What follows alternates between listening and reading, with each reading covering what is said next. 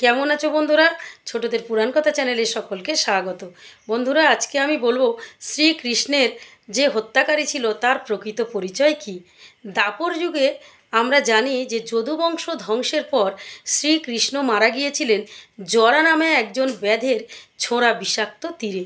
সেই জরা ব্যাধটি আসলে কে ছিল সেই কাহিনী শোনাবো তোমাদের। ত্রেতা যুগে রাবণ সীতাকে যখন হরণ করে নিয়ে যায় তখন সীতার সন্ধানে রাম লক্ষ্মণ বেরিয়ে পড়েছিলেন। তারা সীতাকে খুঁজতে খুঁজতে একটা পর্বতের কাছে গিয়ে পৌঁছালেন এবং দেখলেন পর্বতের মাথায় কতকগুলো বানর বসে আছে। রামচন্দ্র তাদেরকে জিজ্ঞাসা করলেন যে সীতাকে এই রাস্তায় দেখেছে কিনা। তারাই বলেছিল যে লঙ্কার রাজা রাবণ সীতাকে হরণ করে নিয়ে গেছে। তখন রামচন্দ্র বলেছিলেন যে তোমরা আমাকে সাহায্য করো সীতা উদ্ধারের জন্য।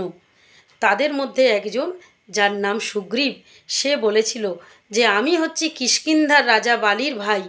আপনি যদি আমাকে আমার দাদার কাছ থেকে রাজ্য উদ্ধার করে আমাকে কিষ্কিন্ধার রাজা করতে পারেন তাহলে আমি সীতা উদ্ধারে আপনাকে সাহায্য করব। রামচন্দ্র তাতে সম্মতি দিয়েছিলেন।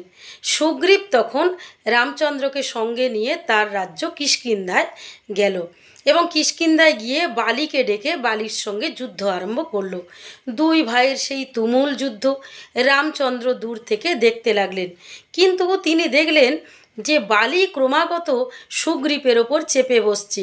সুগ্রীব হেরে যাচ্ছে, সুগ্রীবের মৃত্যুও হতে পারে। তিনি তার স্ত্রীর উদ্ধার যাতে হয় সুগ্রীবের সাহায্যে, সেই জন্য তিনি তীর ছুঁড়লেন বালির বুক লক্ষ্য করে। বালি রামচন্দ্রের তীরের আঘাতে মারা গেলেন। রামচন্দ্র অন্যায়ভাবে বালিকে হত্যা করেছিলেন, সেই জন্য বালির ছেলে অঙ্গদ রামচন্দ্রকে বলল যে আপনি অন্যায়ভাবে আমার পিতাকে হত্যা করেছেন, আমাকে পিতৃহারা করেছেন, আপনার মৃত্যু আমার হাতে হবে। এ জন্মেও যদি আপনাকে আমি মারতে নাও পারি, অন্য যে কোনো জন্মে আপনার মৃত্যু আমার হাতে হবে। এই বালির পুত্র অঙ্গদই দাপর যুগে জরা নামে ব্যাধরূপে জন্মগ্রহণ করেছিল।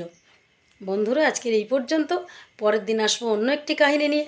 আর আমার এই কাহিনী কেমন লাগলো তোমরা লাইক কমেন্টস করে জানিও, এবং যারা এখনও আমার চ্যানেলটিকে সাবস্ক্রাইব করোনি তারা আমার চ্যানেলটিকে সাবস্ক্রাইব করে দিও।